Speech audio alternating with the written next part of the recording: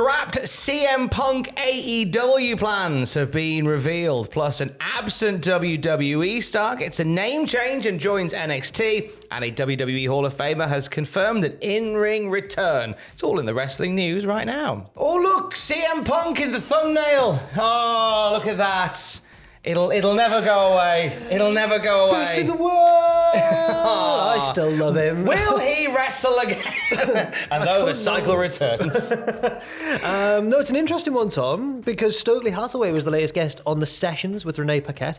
And I'm sorry, I've taken your role here. I'm just jumping. Please do. Go for it. I like it. And they were talking about CM Punk, and Stokely Hathaway actually revealed what the possible future plans for CM Punk would have been had everything not gone wrong. Exactly. So he was, interestingly, in this little bit where he speaks here about it, he says something that nobody in AEW has actually said yet. Okay.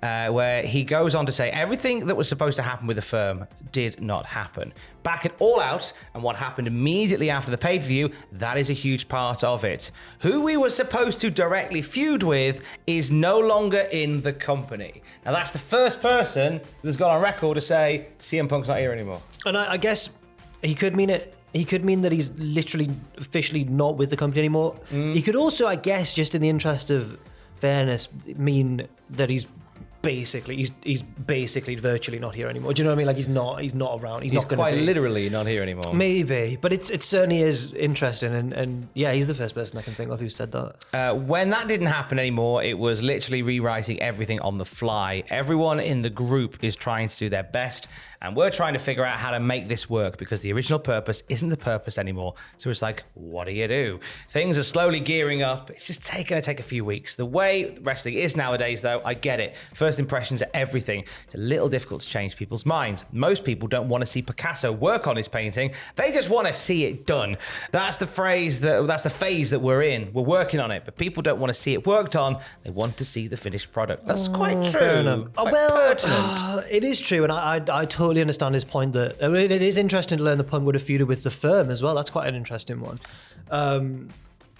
But also, I think it's fair, I guess, to Stokely to flag up the idea that Punk leaving changed so much. Like, so much would have had to have been rewritten. Yeah. We could get the vibe with AEW in general that it's in a bit of flux. Yeah, they're sort of figuring themselves out again. The point that I maybe don't quite fully agree with is the whole, like, we're not fully there yet, we're working on it point, which to me, well, what's the point of Dark and Dark Elevation then? If you know what I mean, like you've got time to work on these things and then put them on them. I don't know. Oh, I see what you're saying. So, like, because Dark and Dark Elevation, you don't need to thrust people straight away if they're not the finished deal yet. No, you spend the time working with that group and working with that faction and bringing them to life there, a la the Trustbusters. Oh no, yeah, they've not been working that well. It's not their fault. I think they're all very talented. It's just not been clicking yet. Which is why. Maybe he's right. Maybe it's all a work in progress. Maybe. Let's go over to NXT. Last night we saw a video hyping the return of an absent WWE star, and they're getting a name change. Absolutely. This is former NXT UK star Aoife Valkyrie. That was her first name. We've been practicing how to pronounce it upstairs. So that was Aoife Valkyrie. She was an NXT UK star. She was making a bit of a name for herself on the UK and Irish scene, I believe. And then she had a video last night on NXT running through the forest, leaving a trail of feathers behind. And then it ended with the words. So it's a new ring name. It's slightly tweaked. So it was Aoife Valkyrie. Now it's Lyra Valkyria. Damn it! You were so close. Lyra Valkyria, which sounds better than what the first one I said. but that's the new name for the former Aoife Valkyrie, Lyra Valkyria. Was I saying Aoife before? What was I? You were saying Aoife. You were saying Alan weirdly. But you'll know Valkyrie SAR, the indie scene, as Jack illuminated that. It's fine, paper cut.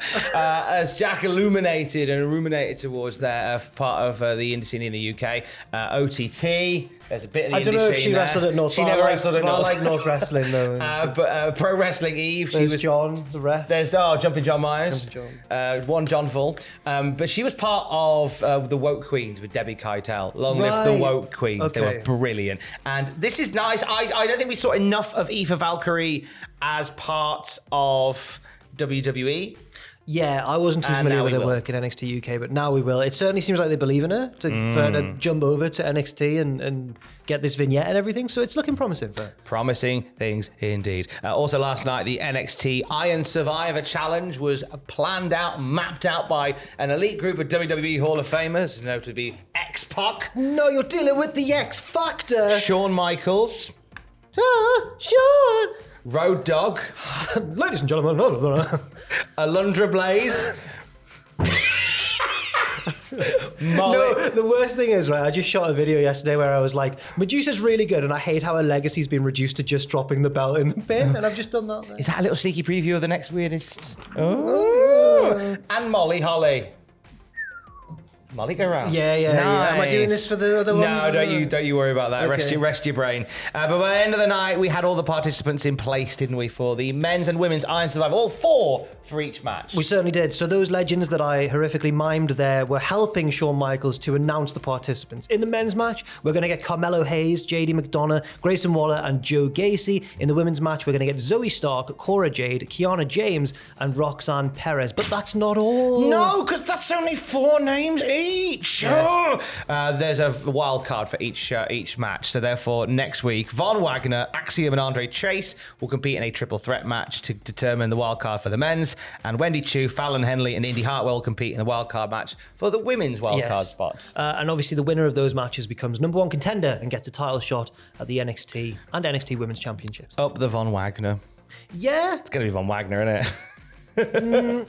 Is he really beating Axiom and Andre Chase? In the wild card? He is beating them, obviously. I could, with it being a triple threat, he doesn't necessarily have to take the fall. I could see it being anyone. Got to keep Von strong. Yeah, he's got his dancing shoes on. That was last week. Good. We'll end on a little bit about the voice of NXT currently, that being Booker T, who he has announced a return to wrestling. He has. He's going to be getting back into the ring at Reality of Wrestling Christmas Chaos. That's such a great old school wrestling show. Brilliant, isn't it? Christmas Chaos on December 18th. He's going to be teaming with Mysterious Q to challenge Warren Johnson and Zach Mason for the ROW tag team titles. I'm assuming, Tom, but I don't know this for certain. Are these people involved in his training They school? are indeed. They're all part of the ROW training school. He had a 10-man tag a little while ago, and whilst he got through the match, he said he didn't really feel up to it. He didn't feel like he did as good a performance as he could. So there's a chance for him to right some wrongs in a tag title match. December 18th, Christmas Chaos. I like that, Booker T gets a lot of flack, often for kind of just sticking up for WWE no matter what, like he seems to all the time.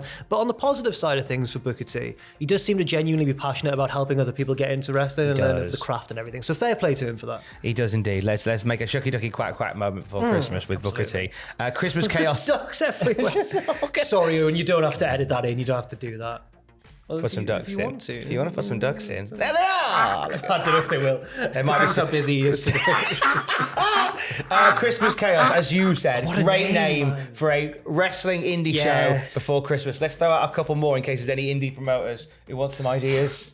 The fight before Christmas. Festive fun. Festive fun. Seasons beatings. Oh, yeah, right, you're doing... Deck the halls. Yes, the 12... the 12 batterings of Christmas. Fights, yeah, the 12 DDTs for Christmas. I can do one. Rudolph the Big Red Machine. No, Tom. No, it's not. It's not good. Massacre on 34th Street. Yeah. That's an old ECW one as well. But I think Rudolph the Big Red Machine. If you're an indie promoter and you want to run a show called Rudolph the Big Red Machine, please come to Jack King and he'll get you the copyrights for that. We'll have more wrestling news throughout the day. If you're watching Bowers, you go. next North one. Actually, it's Darkness. Isn't very Christmassy. Bowers, sort that out. We'll have more wrestling news throughout the day at cultaholic.com. Stay safe and love you. Bye.